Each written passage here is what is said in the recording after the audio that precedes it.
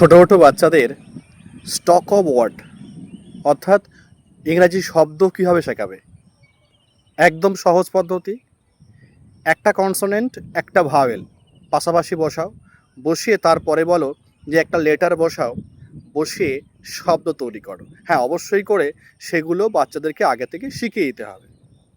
যেমন যদি বলি বি একটা কনসোনেন্ট, এ ভাওয়েল, পাশাপাশি বসিয়ে দাও বি এ বলে এরপরে একটা লেটার বসাতে বলো। আগে তুমি শিখিয়ে দাও সেটা কি না, B A D bad, bat মানে কি খারাপ। B A G bag, bag মানে থলে। B A N ban, ban মানে নিষেধাজ্ঞা।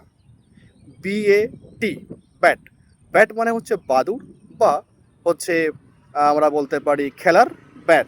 এগুলো আগে বাচ্চাদেরকে শিখিয়ে দেবে, তারপরে ওদেরকে হোম টাস্ক দেবে বা খাতায় করতে দেবে।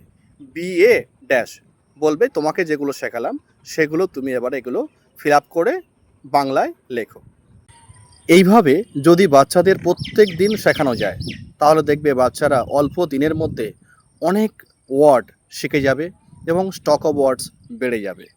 খেলার ছলে বাচ্চাদেরকে শেখাতে হবে। ক্লিয়ার? পার ডে একটা করে কনসোনেন্ট, একটা করে ভাওয়েল নাও, নিয়ে শেখাও। তাহলে 30 দিন লাগবে।